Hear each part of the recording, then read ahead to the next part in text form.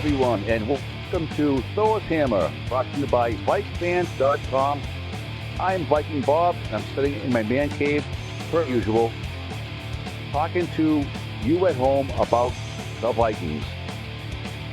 We had a tough game, which seemed like forever ago, against the Cardinals, but we're only going to talk briefly about that as we get into the big game against the Bears on Sunday. With me tonight is Georgia Vike. How you doing, buddy? I'm doing good, Bob. Thanks for asking. Good to hear.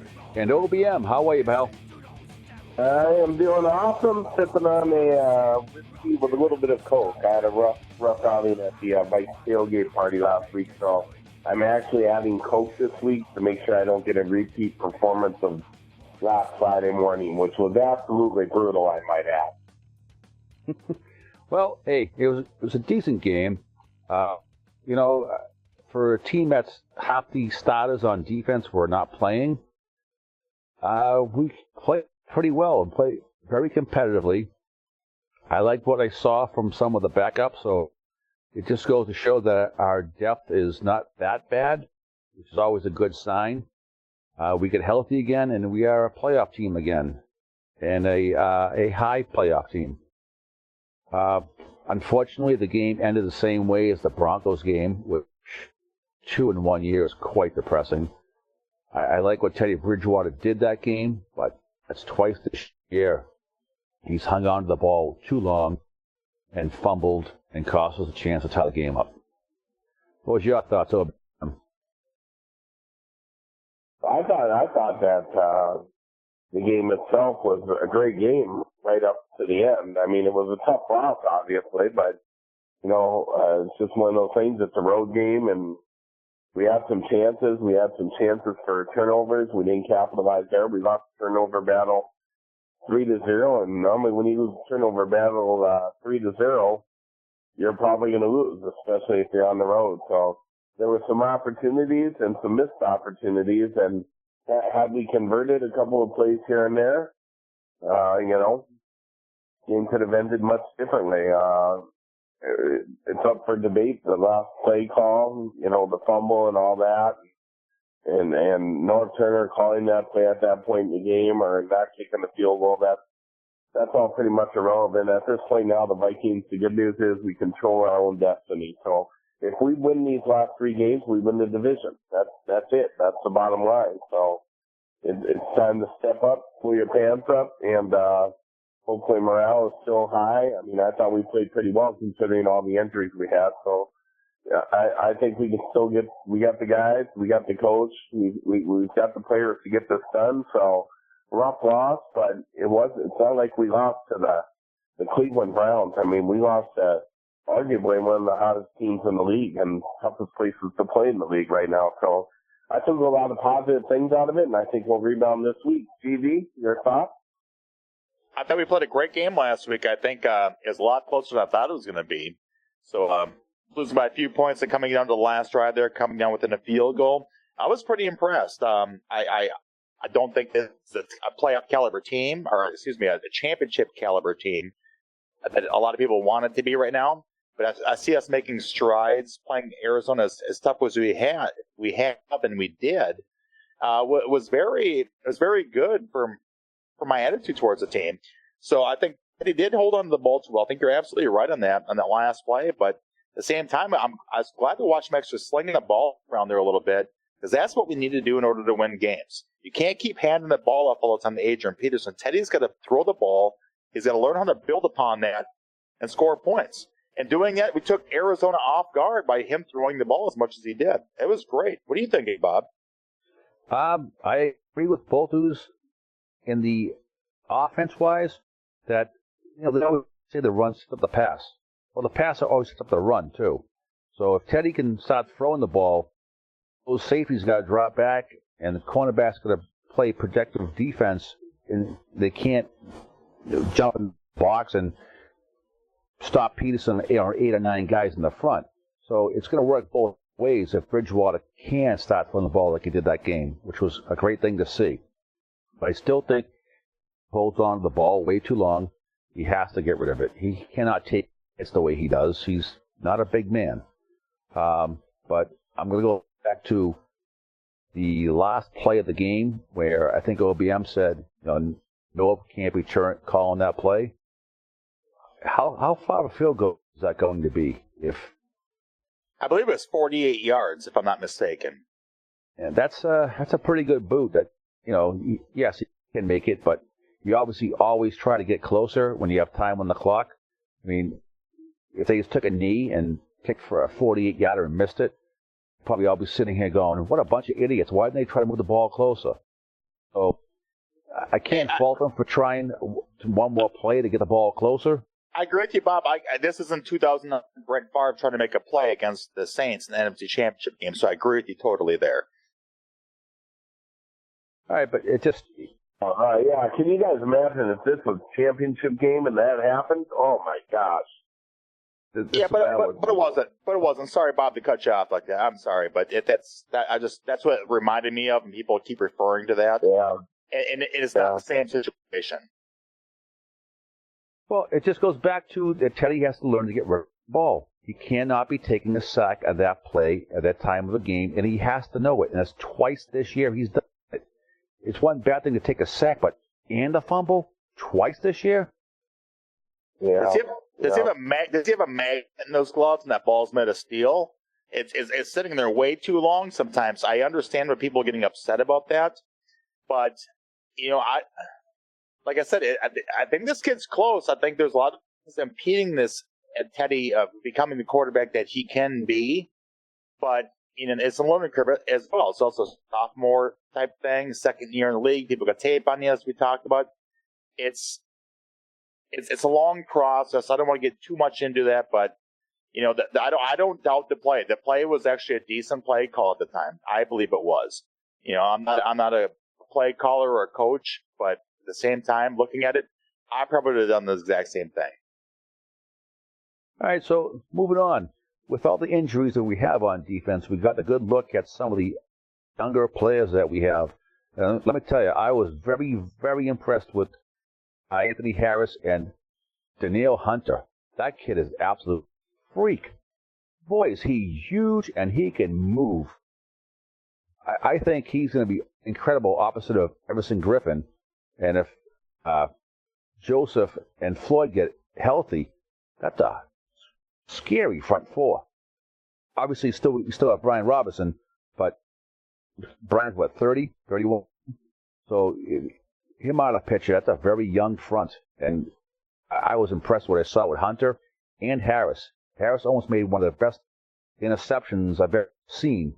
Unfortunately, his arm got hit the last second and he dropped the ball, but he was all around the ball. Yes, he took a bad angle on the first touchdown by the Cardinals, and he didn't look very good, but as the game went on, he showed what he's made of, and I followed the kid in college, and I was very happy that we got him.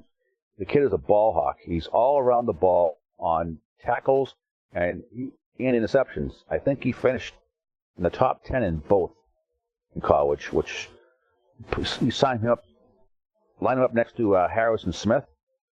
That's a pretty decent safety, in my opinion, but he has to get a little bit bigger. But Hunter and Harris, first true look at them, I was impressed.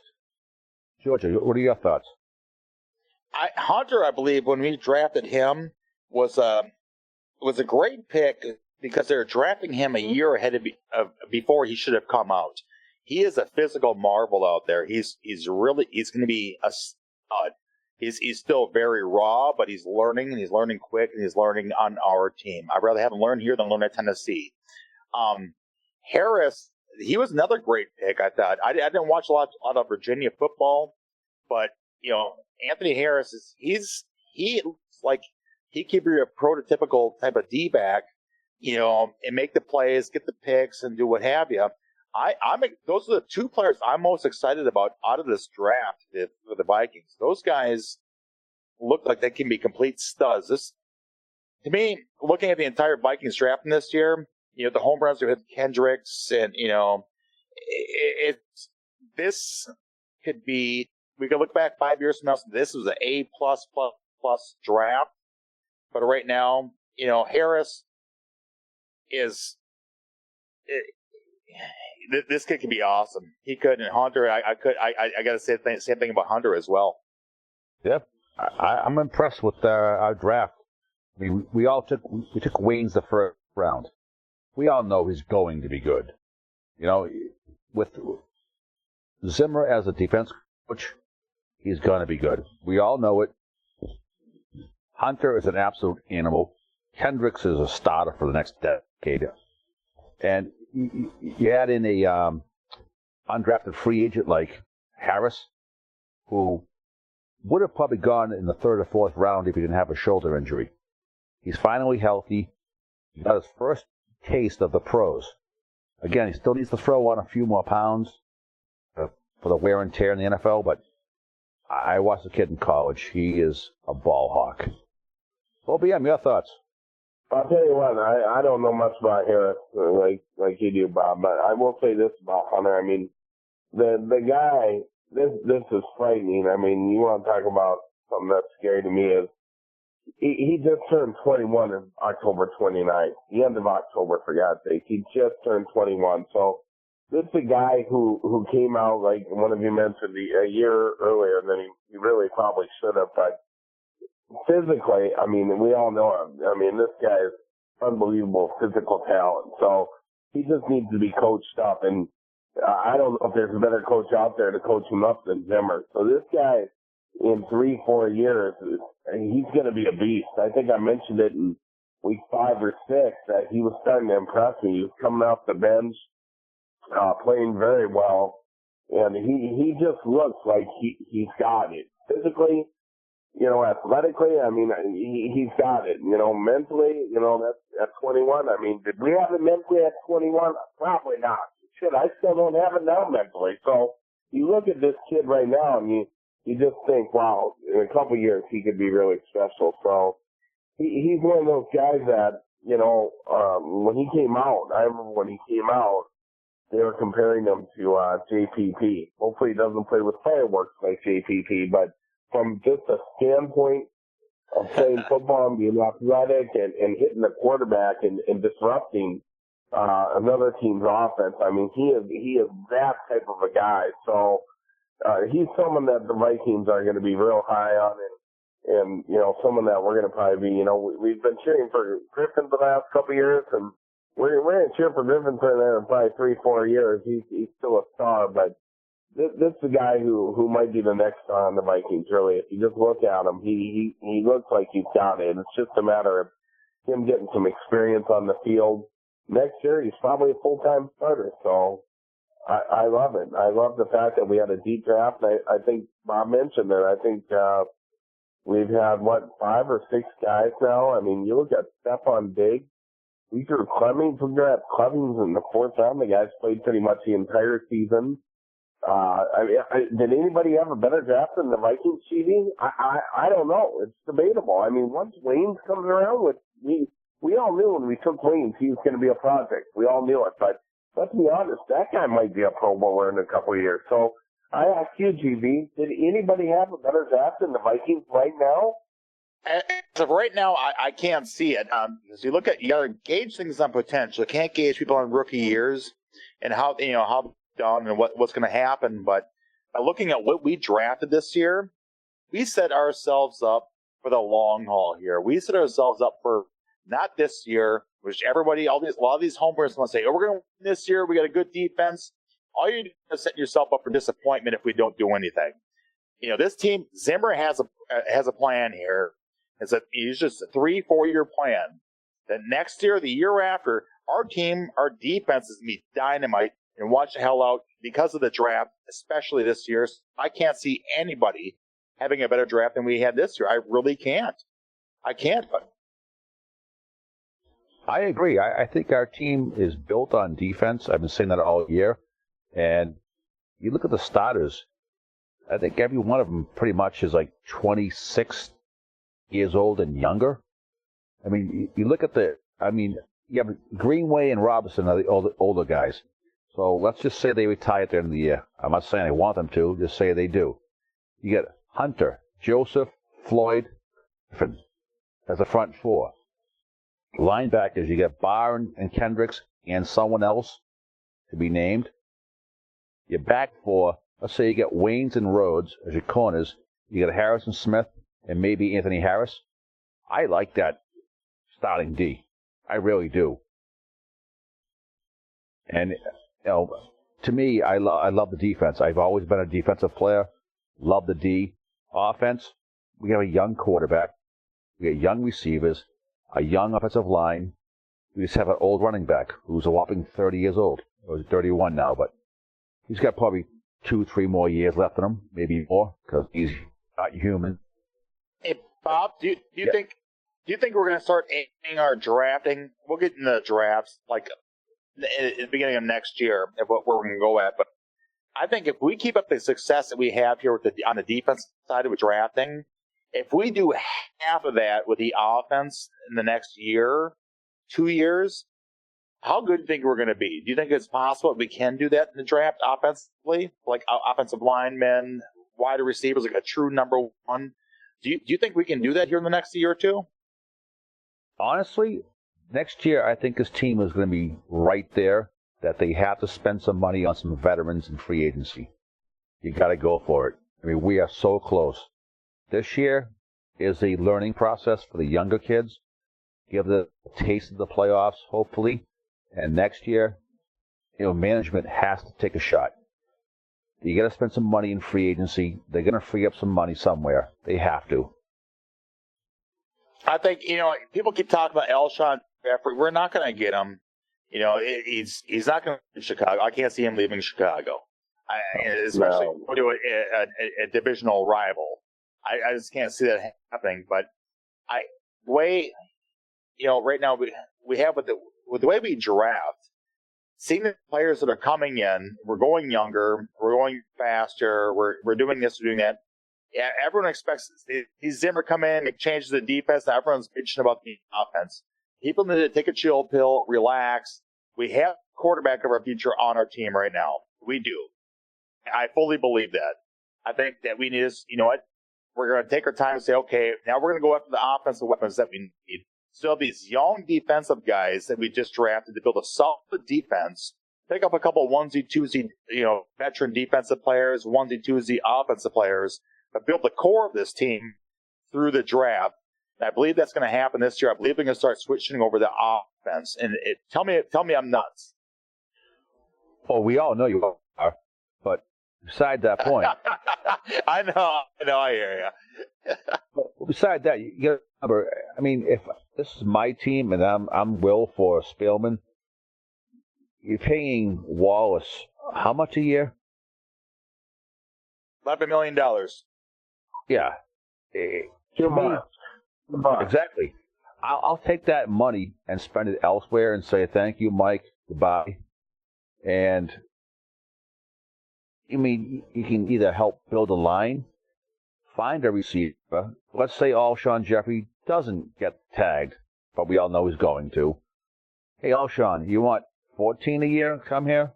So basically, you're paying him $3 million because you're already paying, Wallace.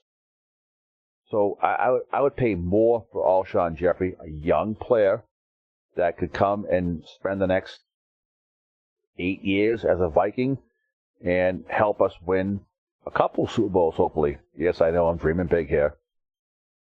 But, you got to find a big guy like him, or Brandon Marshall, or whatever.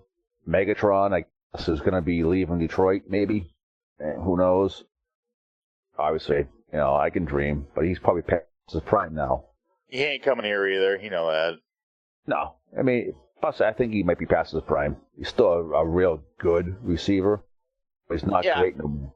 Yeah, he's a good receiver. He's not great. And I agree with you, Bob. I'm just throwing it out there for the naysayers that got their little wet dreams of him coming here. He's not who he was 5 years ago. Yeah, it reminds me of Andre Johnson when he left Houston to go to the Colts. And everybody, oh my God, the Colts are going to be stacked. And the guy's a little old now. Perfect analogy. Perfect. Obviously, everyone listening to this is a Vikings fan.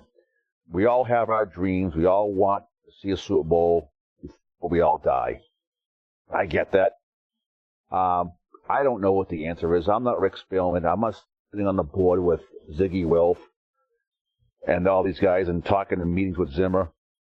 I'm just some schmuck who loves football, thinks he knows a few things about the game, and follows the NFL as well as following the Vikings. Well, obviously the Vikings more, and has an opinion. People keep telling me I'm opinionated, and I say, no, not me. No, not Bob. No, not me.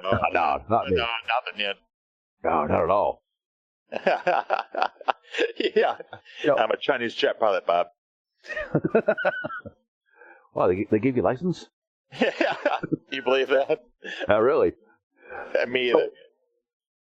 Again, if I ever became the general manager of the Vikings or the head coach or whatever, I'm still building up the D. It's just about there. One or two more great players, and that defense can take over any game. From there, I spent some money on free agency, maybe build up the line. I mean, you got Loadhold coming back, maybe. Is he done? Is he past his time? Did we cut him? What do we do with him? Same with Sully. Is his back that bad? Is he done? Let's say they both are. That's some money we put towards other players that are younger, up and coming, and get rid of Wallace if need be. You have, I'm going to guess the salary cap's going to go up. So you have more money to spend, and you have to spend it as management. You got to go, we're this close. We're this close. You got to go for it. You got to give Zimmer a shot. Bob, I think with the salary cap, I think you're accurate. The salary cap, I believe, is going to go about $8-9 million next year. But I think Sullivan's going to retire. I really do. I think his back is that bad. But as far as the team saying let's go for it, I don't think they're going to say let's go all in next year.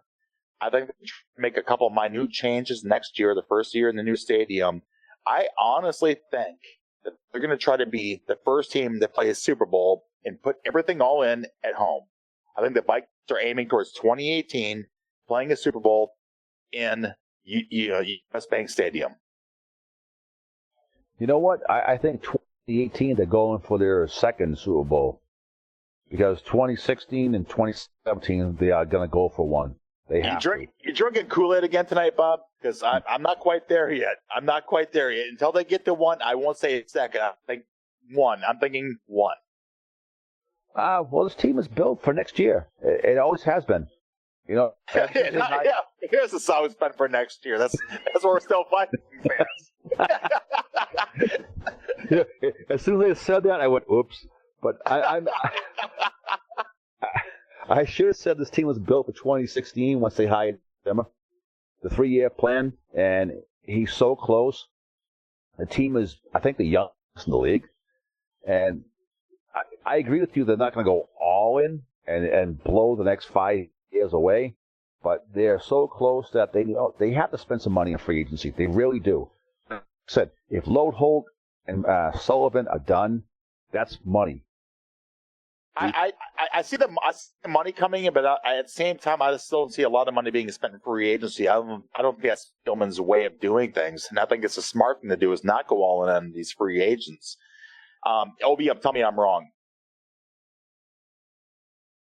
Well, I think we talked about in the beginning of the year. I mean, this is the year that we're gonna hope to get a wild card, and if not, next year was going to be a big year for the Vikings. So I think we're close. I agree with you fellas that, we're not far off here. I agree with Bob that we do need to upgrade the offense a little bit. I mean, Mike Wallace, I think the talent's still there. He's just likely being misused right now in this offense. So he needs to go somewhere where he can be more productive. We need to get rid of him. As far as, Sullivan goes, yeah, that's a real question mark. But, I read something interesting this week, and that was about Joe Berger. 33 years old, Pro Football Focus has him rated higher than Fredericks from Dallas, who goes to the Pro Bowl regularly. They said he's the most underrated player arguably in the NFL right now. They have him ranked that high. He's only allowed 1 sack this year, and when they run behind him, when they run behind Berger, AP is averaging 4.8 yards a carry. So, you know, going back to what we were talking about, I mean, as far as depth and being able to put some guys in there like Hunter and some of these other guys who have stepped up last week against Arizona. I mean, nobody gave the Vikings a chance last week in Arizona, and we damn near won that game. So I love what we're doing. Yes, we do need to focus on offense. You know, Patterson, there's discussion about Patterson. I mean, you know, we've been talking about that since about week 4. We misusing the guy. You know, you watch some of these other guys like Devon Austin, some of these other guys who they seem to do it all for other teams. I mean, can't Patterson do that? He sure did it his rookie year. So is this guy in the doghouse just because he's kind of lazy and just has a bad attitude? I mean, if he is, then we need to trade him. But talent-wise, I mean, does anybody really doubt that guy's talent? I mean, he's probably going to the Pro Bowl again this year. So I know we hate talking about this. It's getting old, but some of the play calling and some of the things that seem to be going on with the offense, I mean, I think we're, the 26th or 28th ranked offense right now. So we've got to improve. I don't care how we do it, but next year we need to improve. And really, if we want to make the playoffs this year, this is a game right here where the Vikings play the Bears. The Bears have the 26th ranked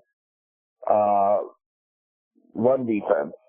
I mean, they're terrible. They're giving up 4.6 yards a carry. So this is go time for the Vikings. And like you guys said, we're close. Are we there yet? No, but let's just be honest. It's been a while since we've been in the playoffs. It sure would be nice, wouldn't it?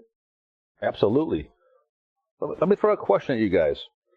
You guys think it's possible that Zimmer and Turner have a plan that we just pound the ball, be very vanilla, get to the playoffs, and all of a sudden we start opening up the playbook? Like, let's not show we use Patterson now, and then playoff game 1, we use Patterson like Devon Austin, or things like that. You guys think that's possible? Or is it, no, they have no confidence in them? It's one of the two. I think they have a plan. We can all sit here and speculate on what's going on behind the scenes there at Winter Park, during practices and things like that. But I believe these coaches are in the positions that they are because they know what the hell they're talking about. They know what the hell they're doing.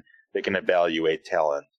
And not sitting there because they're dumbasses. Oh, this guy got nothing. He doesn't know what the hell he's doing.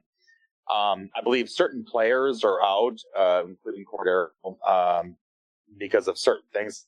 I don't know. I don't know if it's not grass in the playbook or what have you, but right now, with the way they're holding out players right now on defense, with who are banged up, being questionable, probable, throughout the week, I believe right now they're holding out for the Giants game. I think the Giants game is the big game that everybody's looking at right now in the Vikings, office, coaching staff, what have you, as the game that we need to win. The Giants game, we win that game, everything goes away. And I think after that, along with the passing game, as you were talking about, Bob, that it could be a setup. I don't know. I'm not that smart. I wish I could say I was that smart, but it's me too. But it's as from a fan side of things, I'm hoping that is the case, because Teddy does have the game to throw the ball. He does.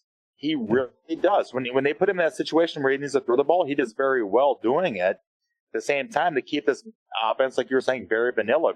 Run. This isn't a Christian Ponder offense. It's a Teddy Bridgewater offense and a North Turner offense. Let's see what happens. But you could be onto something here. I can't go all in, but I think you might be onto something here, Bob. Again, it's the question. I throw some opinions out there because you guys remember where I live. I see the friggin' Patriots, who I hate. Every playoff game, they throw a wrinkle in there that you never seen before. A couple of years ago, it was a guy named Jonas Gray, who now is, I don't even know where he is, Miami, whatever.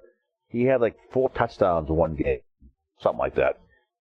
This pull this guy that you never heard of off the bench, and they feed him the ball one way or the other, whether it be running the ball or passing the ball to him.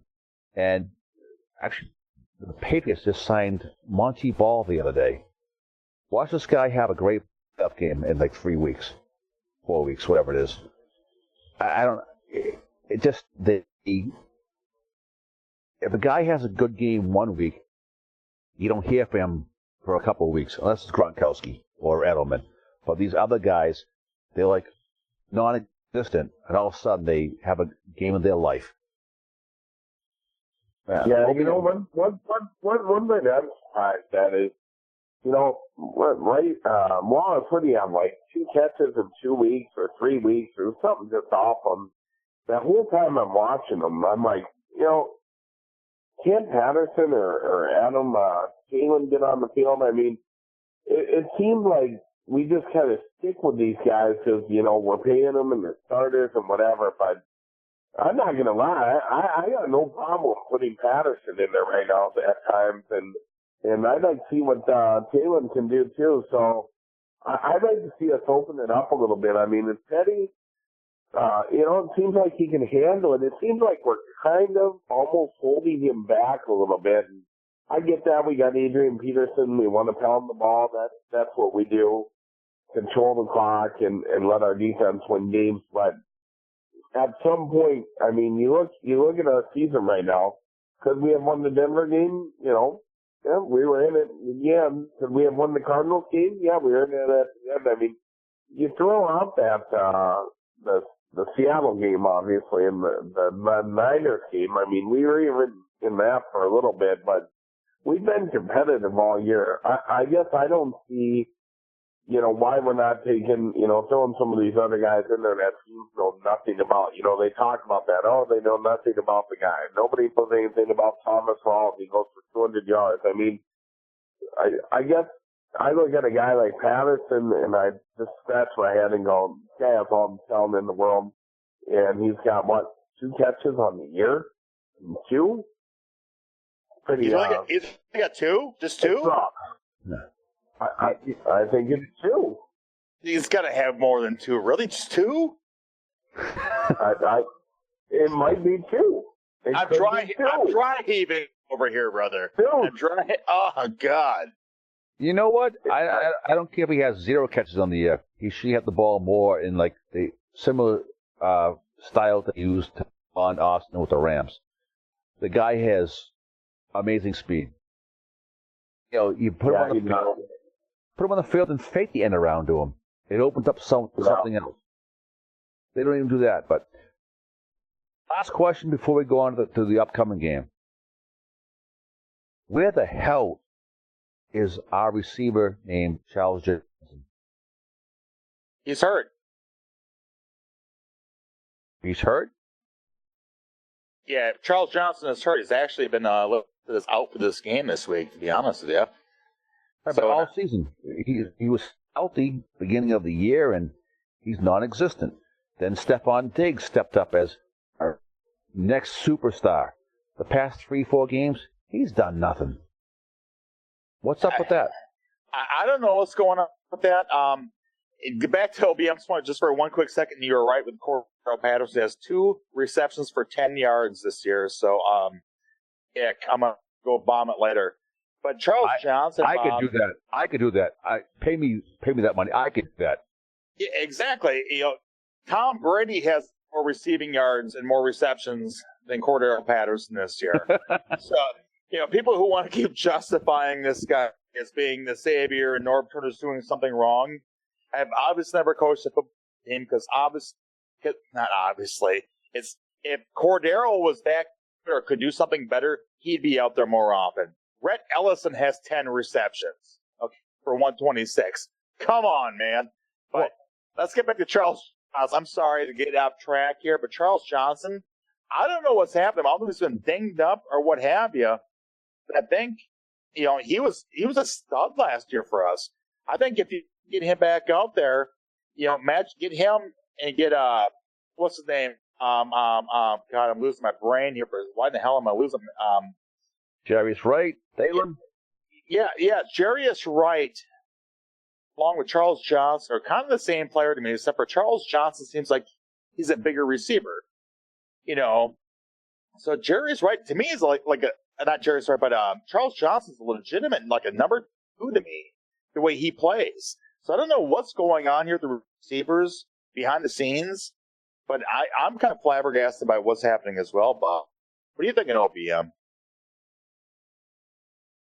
Well, Charles Johnson, I think the big question mark coming into this year was his hands. So he dropped a couple of touchdowns last year, late in the year, where his hands came into question. Now, I'm not saying that's why he's not playing right now. He's obviously hurt, but he got hurt that 1 week. Stephon Diggs came into the game, and that was the end of Charles Johnson. So again, we can sit here and debate this North Turner thing all day long, but I got to look at a guy like Johnson and Patterson and say to myself, Cordell, would he really have 2 catches on any other team in the NFL? Would he really be that much of a non-factor on any other? I mean, he's just got so much talent. I just, maybe he's lazy. Maybe he's first guy on the practice. I don't know. You hear these rumors. You hear this stuff come out. But and if that's the case, I get it. If that's really the case. But just from a pure talent perspective, I don't know how we can keep some of these guys on the bench. I mean, like you said, Red Ellison, for God's sake. I bet Chase Ford, before we got rid of him, had more catches than Cordell Patterson. So, there's some question marks there on how guys are being used and who's on the field. Mike Wallace, like Bob said, if that guy's on the team next year, I'll probably fall over because, there's better options out there. I think we got to go out there and sign someone there, draft another guy or whatever. We need a true number 1. That's what we talk about.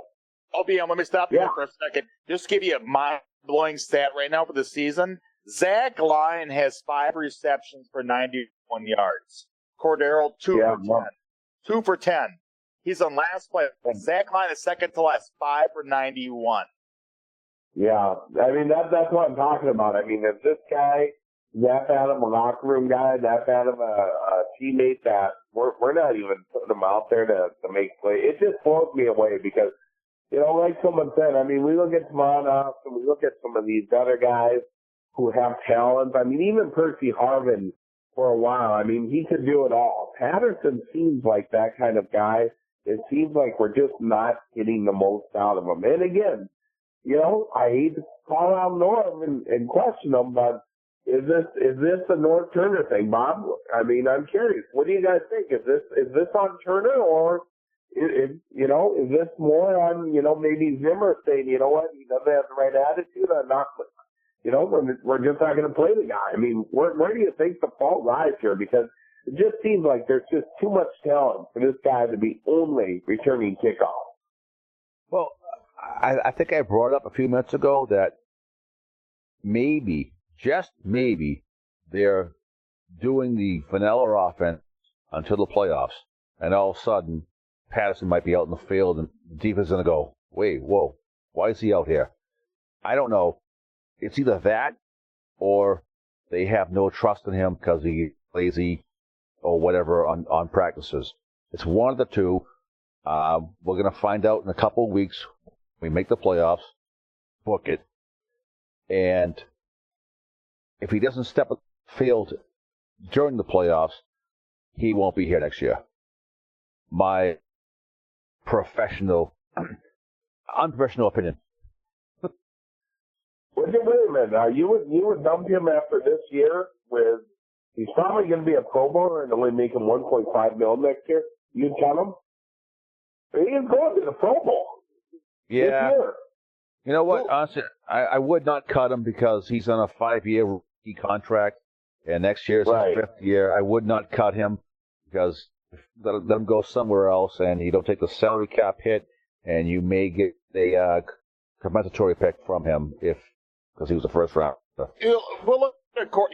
on Patterson still, correct? Correct. Okay, just a little piece of bit of information when he's talking about getting on his jock about what an offensive player he is.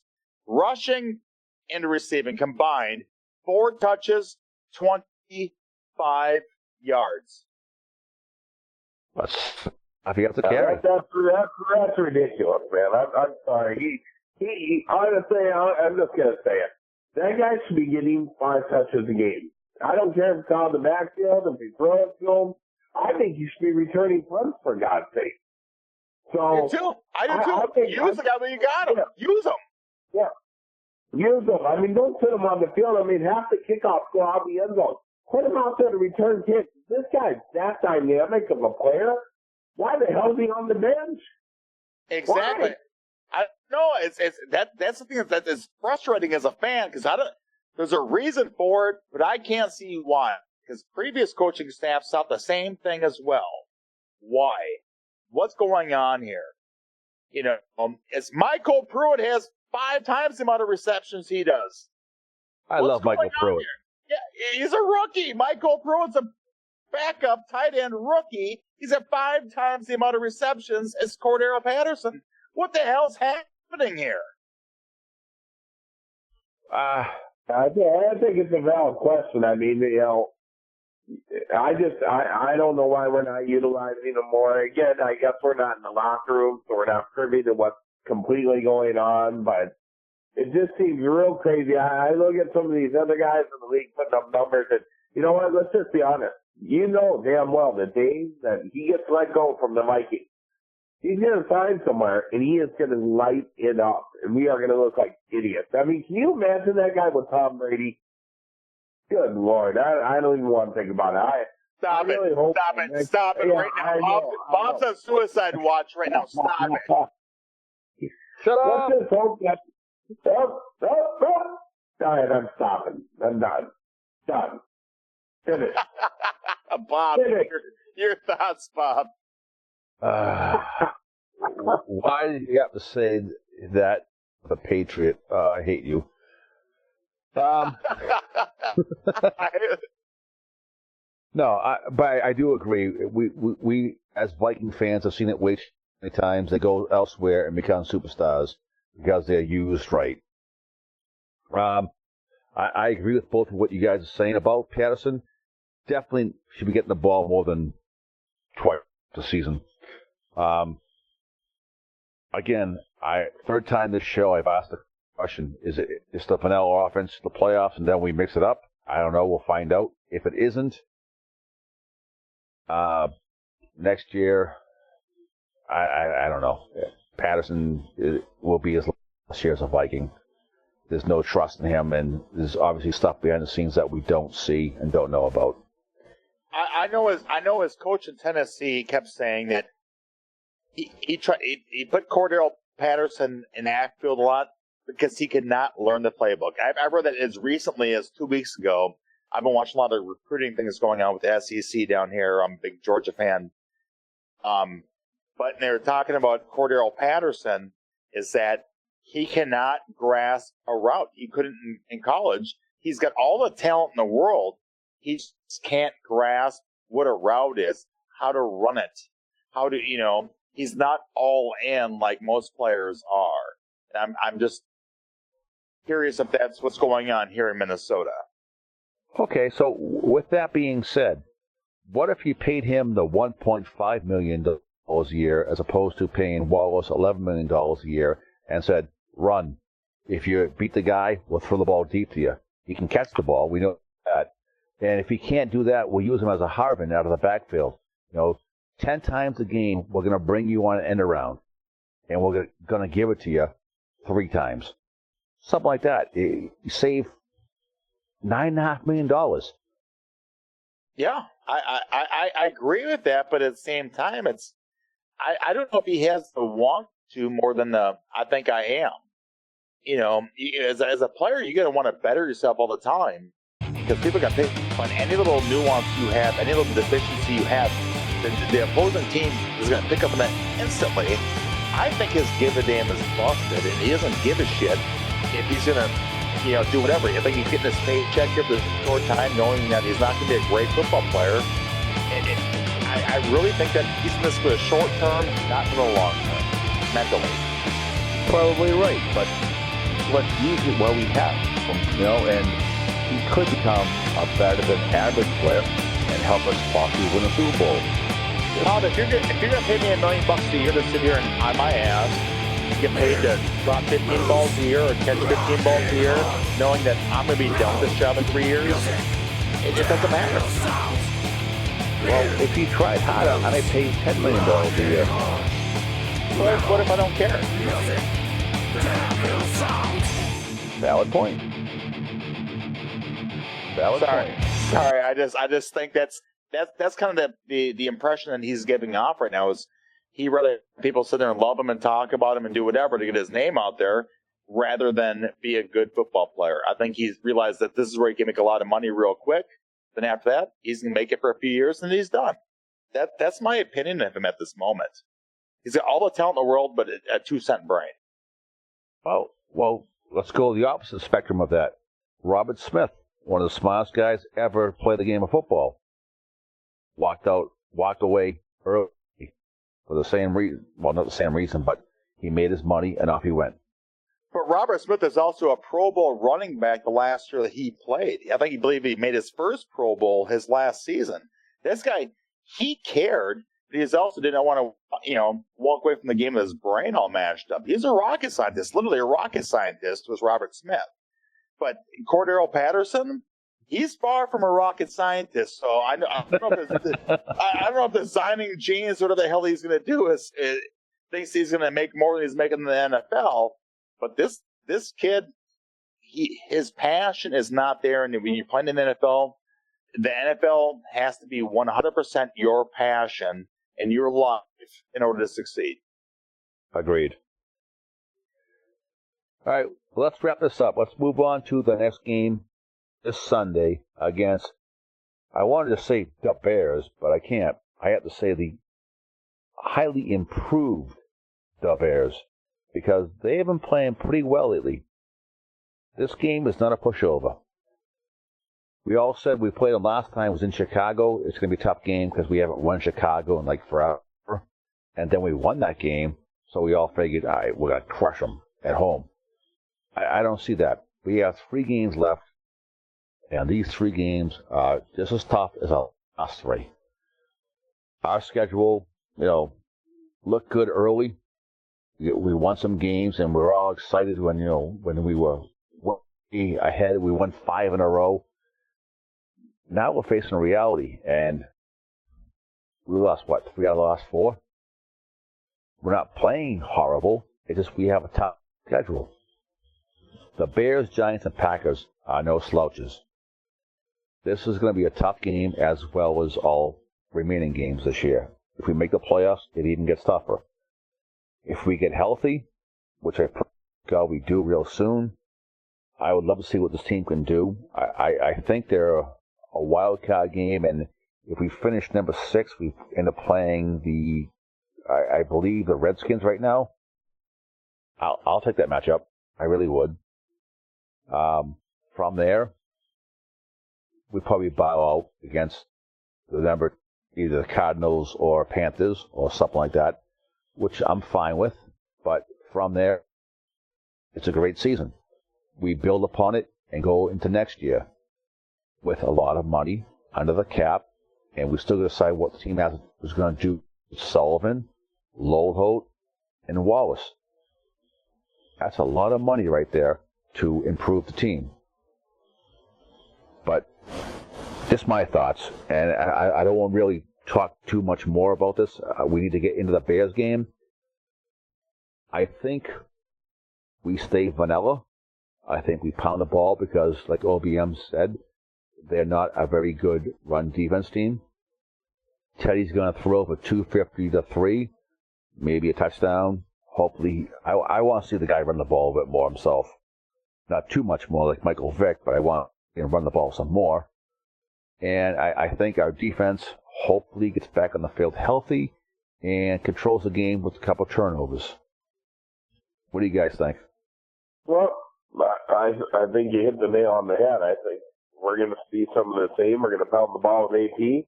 obviously we know that their run defense is, not real good. I mean, obviously there's some things I think we can do with running the ball with AP that we should take advantage of. That said, I mean, after Teddy put up 335 next week, I think there's going to be some times that we can air it out, throw the ball, and take some advantage of some of that because, we have gotten to that point in the season where a lot of teams are looking at us on tape and going, hey, they're going to pound the ball 25, 30 times. They're going to run the ball on first down. I mean, we have some tendencies right now that coaches, I think Pete Carroll really exposed it.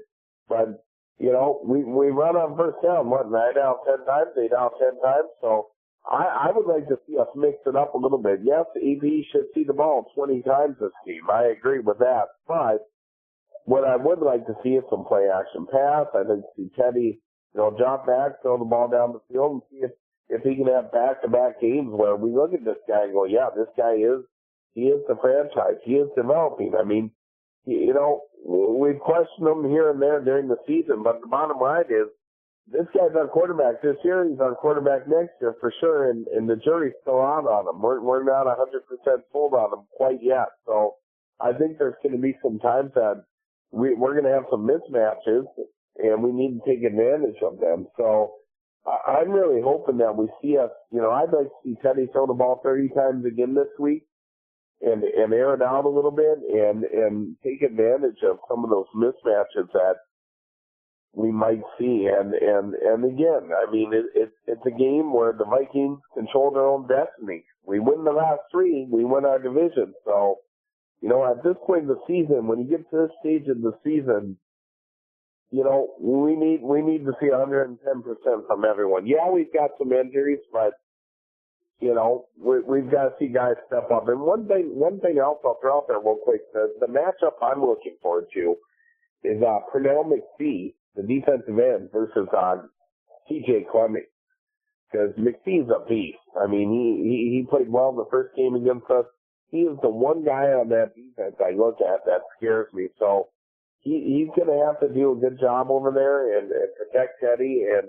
And then I believe Martellus Bennett sounds like he is out again this week, but Zach Miller has played pretty well in his absence. So can we cover him? And then of course there's Alshon Jeffrey and Forte's back. So it's not going to be an easy game. I think the Vikings got to come out, play tough, keep their confidence up, and do what they've been doing all year, pound the ball, but take advantage of some of those first downs and throw the ball, maybe play action pass, go down the field, kind of keep the Bears on their heels a little bit. But again, like you guys said, it's 3 games. It's basically where we're at now. It's a 3-game season. We win 2 of the next 3, we're in the playoffs. I'm thinking Alshon Jeffrey is, I believe he's questionable at best in this week, so I think it might have huge implications with Chicago, though. I'm still scared because the Vikings aren't very good at defending their run. They got Langford back there. They got Forte back there. Who could run? Forte actually scares me more than Langford because he can put some points on the board. People keep talking about him being 30 on the wrong side of 30 right now. But that guy's a playmaker. He can catch balls out of the backfield and do whatever, and also rush the ball really well. But I think the key to this is how we can overcome the injuries to our defense. Right now, we are banged up defensively pretty bad. And right now, Chicago's got nothing to lose. And we're playing a team that's got nothing to lose. They're going to come out here and say, you know what, bring it. Bring it. And I hope Minnesota doesn't get caught in that thing where they get stuck in the Adrian Peterson stats, from the past against Chicago, doing this, doing that. I think this is the week where they need to let Teddy air out the ball a little bit to kind of show defenses that, don't count on us handing off the ball, every time. First down, second down, third down, no. I think if Adrian Peterson rushes 15 times and he ends up like 60 yards, we win this game because we've been airing the ball out. That's what's going to happen this week, or what's got to happen. Take them off guard a little bit and show that we can win in other ways. Because if we don't, we're one and done in the playoffs anyways. We got to show something else. What are you thinking, Bob? It's kind of where I keep asking myself and you guys, Are we vanilla on purpose, or are we just plain vanilla? Are we doing this because we're setting ourselves up for the playoffs? That when playoffs roll around, we use Patterson more? We have Teddy throw the ball more? We do a lot more play action fake? I mean, is North Turner a freaking genius who's playing, keeping his head under the pillow until it's time? Or Bob, does this remind you of the Giants here? They play the Patriots, the Patriots undefeated season. It kind of reminds me of that a little bit in my personal. I can't remember the year, but it was 08, 09, whenever that season happened, when the Patriots were 16-0. When the week 17, the Giants played them tough, and they barely got into the playoffs. At the same time, went out there and just said they knew what they were doing. It feels reminiscent of that with this Viking squad. You think the same thing? Yes. Go back to the game against the Seahawks when I said on this show that this is the worst matchup on paper for us. I honestly felt we were going to get killed, and sadly I was right. Only because there are certain teams that are built for speed and certain teams that are built for power. Two teams have both. Seahawks are one of those teams. Giants are another. For whatever reason, the Giants play very well against the Patriots all the time, and they give them some great games. The Giants play a lot of teams that are good, the real good teams, very well. They lose teams that they shouldn't, which is weird. The Giants are a real good team, but they beat the teams that they probably shouldn't. On paper, should the Vikings Giants? Yeah. Will we? God, hope so. It's just how the Giants are and the Seahawks are.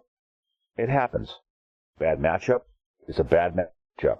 I agree with you. I would agree with you. I mean, I don't think anybody would disagree with that. So, I mean, the Vikings, like I said, we control our own destiny. That's the beauty of this thing. So we went out, we won the division. I mean, is that going to happen? I don't know. We're gonna need to get healthy quick. I know that. So this week, from what I've heard, correct me if I'm wrong, it sounds like Thor and likely Joseph are both out. And Dale's going to be back. So Harrison Smith, I haven't really heard much on him. Sounds like he's 50-50. So, with those guys out, it's going to be tough. And this is where, if you're a head coach like Timmer and you're this is where you got to motivate those guys and get someone to step up and make some plays and win a game that, other people are looking at and saying, they're not going to win that game. They're missing too many guys. So if we can do that and then get those guys back healthy, maybe the last 2 weeks, that would be huge. So a win this week is pretty much,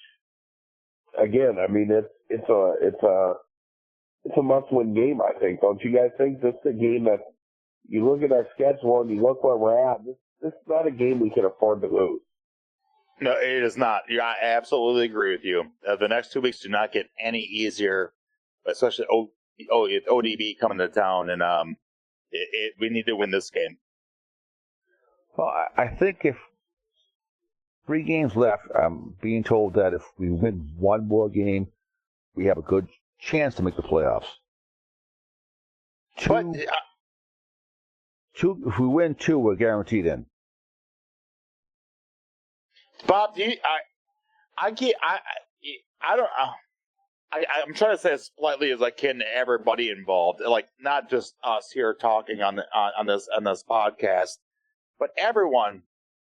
Everyone's like, yeah, if we just get the playoffs, If we can't win these games against Chicago or the Giants, we don't need to be in the playoffs. Kick our asses out. We're not ready for it. I don't want to go in there and see us make the playoffs just to get our asses kicked round 1. Are we good enough to make any noise in the playoffs? That's a question to both of you guys. If we're healthy, I think we are. I mean, we got the second or third best defense in the NFL. I mean, our offense obviously ranked in the 26th or whatever, I don't know. 31. Right now. 31. 31, yeah. I mean, defensively, yeah, we're ready. Offensively, I don't know. I mean, this is where, like mentioned earlier, TV, there's going to be some chances for Turner to shock.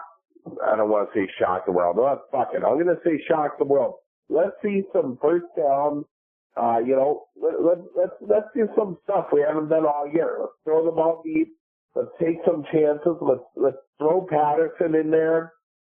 Let's do some funky plays that, have not been seen on tape all year and try to catch some guys, not prepared for it. So, can we win in the playoffs? Yeah, but it's going to take, complete effort, both offensively and defensively. We're not quite to that point where we can just, this is not the 85 Bears and the 2000 Ravens. We can't just say, okay, you know what, just go out there, Teddy, throw for 180 yards, don't turn the ball over, we're going to tell them the ball, and defense is going to win the game. We're not quite there yet. Could we be there in a couple of years? Sure.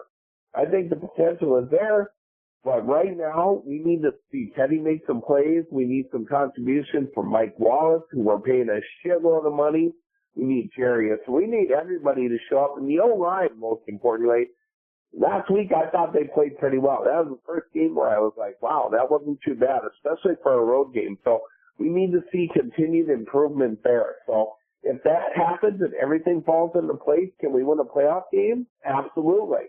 Are we going to the Super Bowl this year? No, I won't say we aren't, because wild card teams can go to the Super Bowl. So it's just about who's hot at the end of the year. Right now, everybody's looking at Carolina and going, oh my gosh, they're just, they're going to walk to the Super Bowl. I won't say that, because once the playoffs start, it's a whole different league, and anything can happen on any given Sunday. So the big thing is getting in the playoffs. And I think, I'll disagree a little bit. I think it's important the Vikings get in the playoffs this year, even if they lose week one, because I think it gives Teddy some playoff experience. He knows what they expect. This is a guy who's still growing, still maturing. I think sometimes we forget this dude is 22 years old, guys. 22. So for any of them, we're the third youngest team in the league. Any of these guys get any playoff experience at this point right now, I think it's beneficial, even if we lose. So I hope we make it. I hope we win. I hope we win out.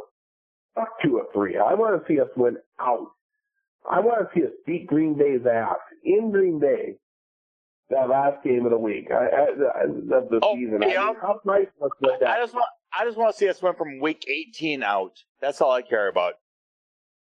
Yeah, that too. But I mean, how sweet would it be to go to Green Bay that week, nationally televised, and beat Aaron Rodgers' ass that week? We'd be moving to the same place we were 3 years ago. We'd be playing them again in the first round. I hate Green Bay. I don't want to see them 2 weeks in a row. I don't care who we play. One playoff game helps. I have to be with OBM on that. I don't know. A playoff game does help, but when you can't win regular season games against winning teams, that doesn't help at all. It doesn't boost anybody's confidence, especially nationally televised games. Nationally televised games, winning teams, we suck. We haven't done anything against them until they prove me otherwise. I'm still going to have a negative attitude going into that game. You know what, though, TV? We lost on the road in Denver. Barely. We just lost on the road in Arizona. Barely. I mean, again, this team is close. I think a playoff spot, even if we lose, that first week, we got a lot of young guys on this team. This is one of those things that you're going to look back on in a couple of years and go, you know what, that was, everybody says it, it's hard to win we've seen Russell Wilson, we've seen some of these young guys win Super Bowls, but let's just be honest, Teddy and some of these other guys, I mean, I really think it would serve them a lot of purpose to go to the playoffs, even if they win a game or lose, whatever, no one. This is a team like we talked about it. 2017, 2018, 2019, those are our prime years for winning the Super Bowl, the way I look at it. So I agree. That'll be year, 4, 5, and 6 for Teddy, I believe, or 3, 4, whatever. So, I think if we can get to the playoffs, get the experience, if anything, it gives those young players a taste of what it's like, and it makes them hungry. Hey, man, I agree with that. I can't deny that. What are you thinking, Bob? Honestly, I think that any playoff appearance is a good thing for the young team. I've said it all along that we are built for 2016 and beyond. I think even a first-round loss will be a good thing for us. Very, very young team. You get them in the playoffs to understand what it's all about. And if they lose, they get hungry. 2016 is going to be a good year as a Vikings fan. Can I say this? A week or two ago, we were talking about home field advantage, the new stadium, and all that, and what it's like. What do we have for home field advantage being outdoors? When Pops is on our B-Rob's dad, and there's really no home field advantage playing outdoors in this cold crap. I said obviously we know if you live there, you're used to it, but watching Teddy play indoors and when in a warm climate, he does well in those situations. I think we are definitely going to have a home field advantage come next year playing indoors. Because look how Teddy's done this year, playing in Arizona, even a close stadium. This team should have dominated us. Didn't. Detroit, we beat them. It's just the indoor conditions are being favorable for this team here for seasons to come, and I'm looking forward to it. I know I am too. Guys, let's get some scores in the game for Sunday. I think the Vikings are going to win 27-20. 27-20. I think we're going to win. Probably not going to be it's not going to be a pretty win, I should say. There might be some ugliness involved, but I think we're going to run the ball. I think AP is going to get his 100 yards. I think Teddy will play well. I think we'll have a rebound game here. We're at home. So I think we're going to win this game. And to be honest, you look at the Bears, they've lost their last two games because their kicker missing field goals. The Bears have been playing better of late, as Bob stated earlier, but let's be honest. What are the Bears really playing for right now? Nothing. So, teams like that, they normally come out flat. This is a game, again, where I think we need to come out and throw the ball a little bit more. Like TV said, and I think we can open this thing up and win the game fairly easily if that happens. I agree with Bob. What Bob just said there about the Chicago's playing for spoiler. Yep. This week, I believe Chicago's going to win this week on a last-second field goal by the kicker who keeps missing them. I think Chicago's going to win. Whoa. Did you just say Chicago's going to win? What? Yeah, you believe that out of my mouth? Yeah, you believe that? Do I need to come out, Bob? You know what? Book us a flight to Georgia. We're going to go kick his ass immediately. Bear P has a train before he kicked my ass too. I'll let him buy the beer instead. Chicago is going to upset Minnesota this week, and it's going to be on a last-second field goal, and it's going to be a 28-27 victory for Chicago. Wow. I'm sorry, I hate to say it. It's whoever's backing up Alshon Jeffrey is gonna go off.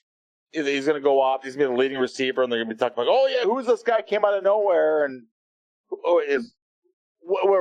we a 1:00 game this week still? Yes. Okay, 1 o'clock our time, noon time Central.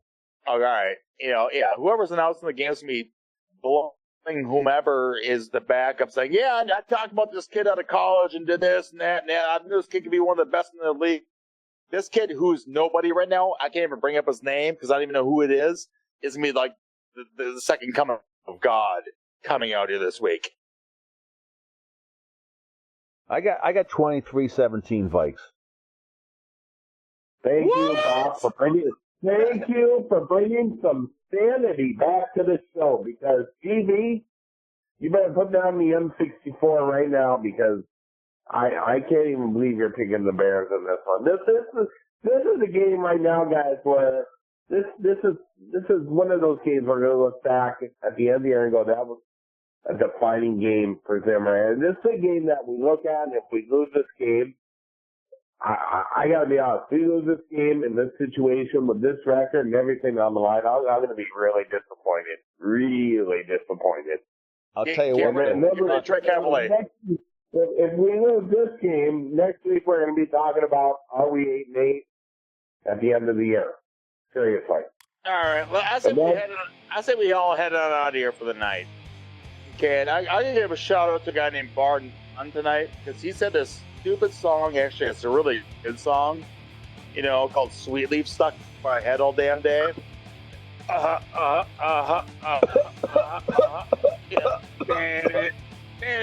Wow.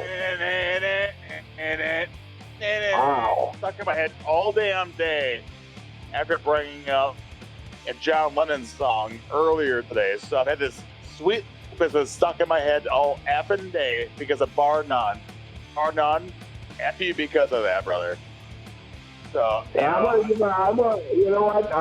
we're giving shout outs, I'm going to give one to Sassy, Crazy Mike Gal on site for hanging out with OVM the other night. I had a great time, and she can chug a beer. Almost as good as OVM. Not quite, but almost. So it was great meeting her and being able to talk with her. She's very knowledgeable and really good person in general. And we tore that shit up. It was great. Great time. Very nice. That's good. Awesome.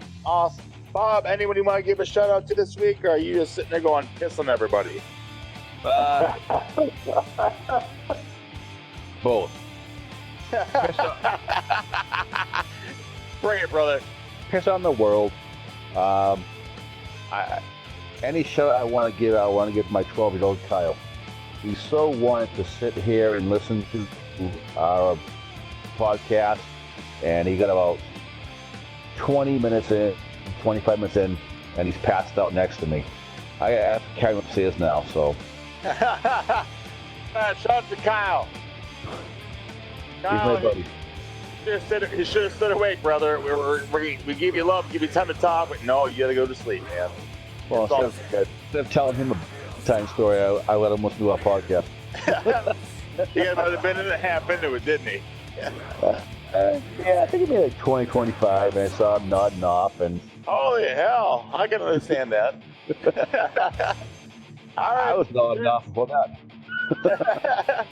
All right, gents, y'all have a great week, and we'll talk to you. Go Bikes. Next time we listen to you guys, we'll talk to everybody at home. It's going to be Christmas. So, everybody have a wonderful, Merry Christmas. Anybody knows who I am, knows I'm not totally correct. The fuck happy holidays. Merry Christmas. Enjoy your time off.